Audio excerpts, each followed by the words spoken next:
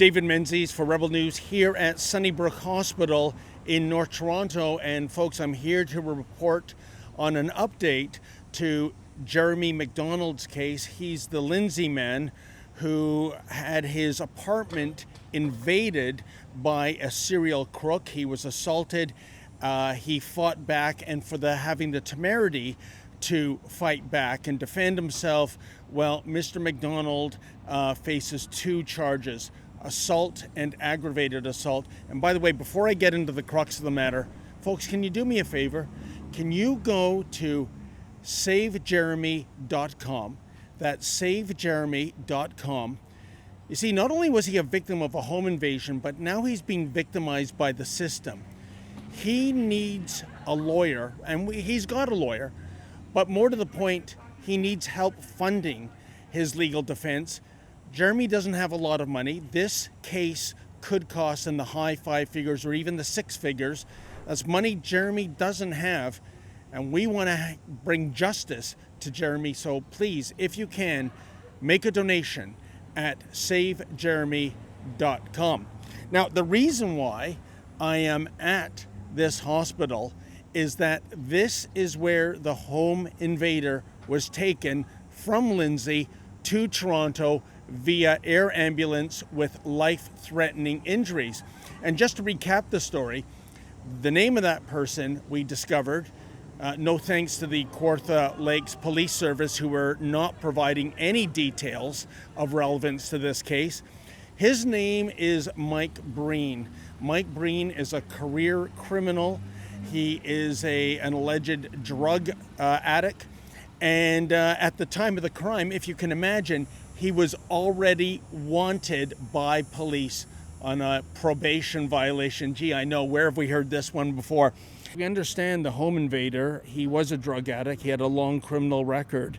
In any event, don't you find that weird, folks? The lack of details the Kawartha Lakes Police Service has released, such as Mike Breen's identity. He's 41. That means he's not a young offender.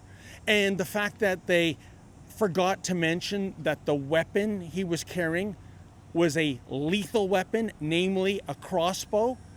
Why is the Kawartha Lakes Police Service going out of its way to mollycoddle Mike Breen?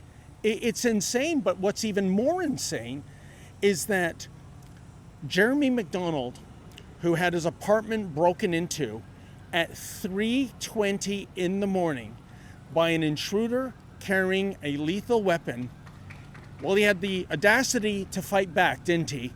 And in Canada, I guess you're not allowed to do that. I guess we're supposed to be passive victims. And in the altercation that ensued, well, clearly Mr. Breen got the worst of it. That's why he is in this hospital right now.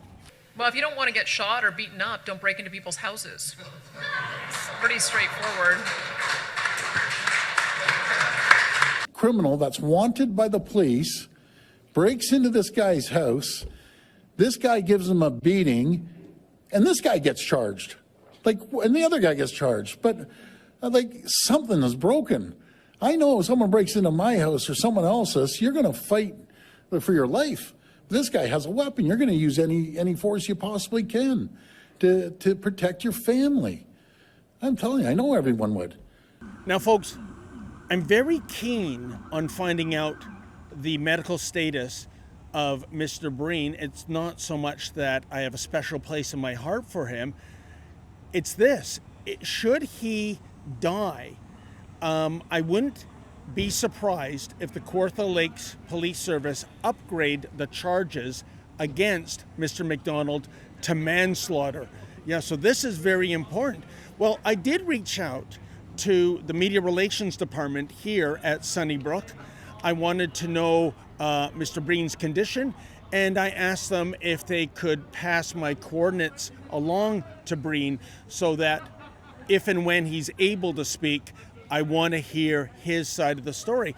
And here is the one-sentence response I received from the Media Relations Department here. Quote, "To protect patient confidentiality and under privacy legislation, We cannot answer your question, end quote.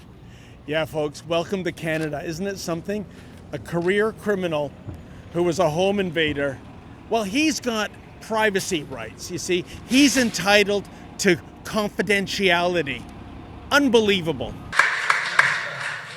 We had a similar incident in Alberta where somebody defended themselves, and they determined that there was not a reasonable likelihood of conviction, because we do expect that people are going to use a reasonable use of force to defend themselves and their families, and I support that. And you know what the crux of the matter is with this case, folks? It is self-defense. You know, when the Kawartha Lakes police chief issued a media release a few days ago, he said that, yes, indeed, under the criminal code, you do have the right to self-defense, but it cannot be excessive. But that is the crux of the matter. Define excessive. What is one supposed to do? Negotiate with the criminal, find out what kind of weapon he's carrying, and therefore you respond in kind?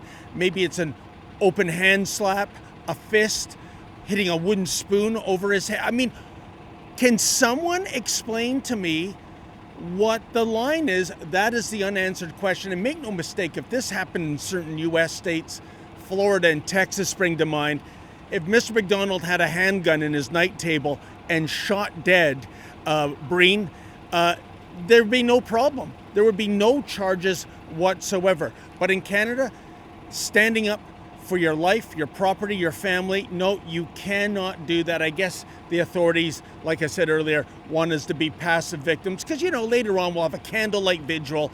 People will bring flowers and teddy bears, and everyone will say the right things, like, you know, he'll always be in our hearts and minds. What a despicable situation we're in. And by the way, talk about a double standard. I spoke to an ex-cop off the record, and he pointed out rightly that a crossbow that can take down a moose is indeed a lethal weapon. And if you were to point a crossbow at a police officer, he said they would take 1 nanosecond to get out their gun and shoot that person dead, because that is indeed self-defense. So why the double standard? I mean, in such a scenario, the worst thing that would happen to that cop would be an investigation by the Special Investigations Unit, and he would, of course, be cleared because it was self-defense. But a citizen at 3:20 in the morning in his own home, oh no, you don't have that right. That is dreadful. This has to be fixed. And another thing, does anyone consider the heat of the moment? 3:20 in the morning, somebody breaks into your house with a lethal weapon. Are you really all about sitting down and having a chat over a cup of tea?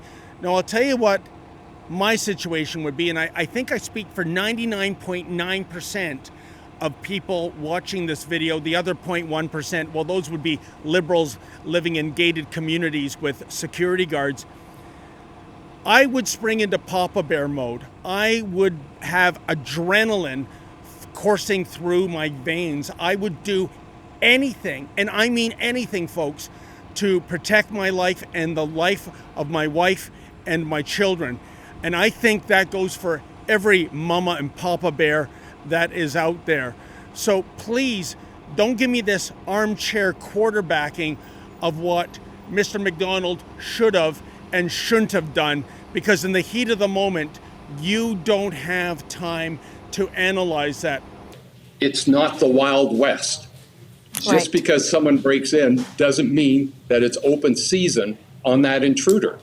There's so many factors that the criminal code says needs to be considered to make a decision whether self-defense exists or not. So if someone comes in with a 2x4, you don't get to shoot them, at least if they're not doing anything with the 2x4. And maybe you get to shoot them once in the leg. You don't get to shoot them 4 times in the leg and once in the back. It's really depending on what's happened all the way along. But for the Premier to say, you can do whatever you want, or you should be able to do whatever you want, I don't agree. My final point is this. Isn't it something?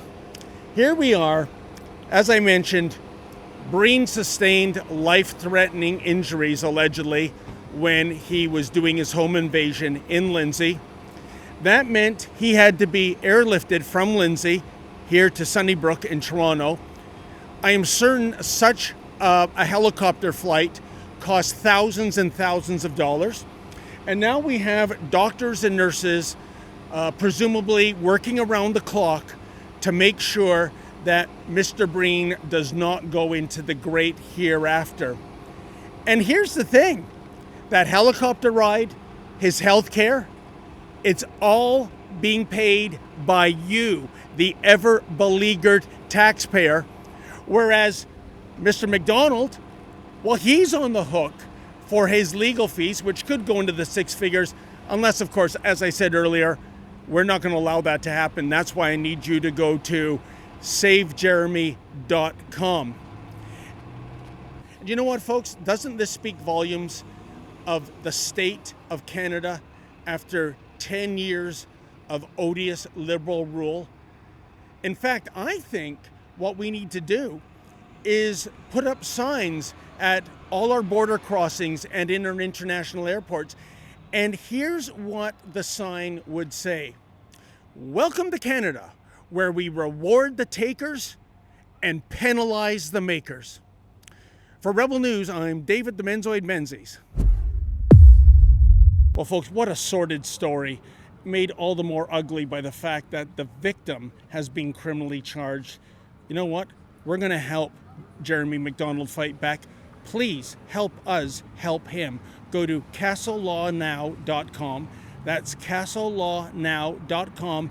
And if you're able to, kindly make a donation. Mr. McDonald was victimized by a home intruder. Let's not let the system re-victimize him.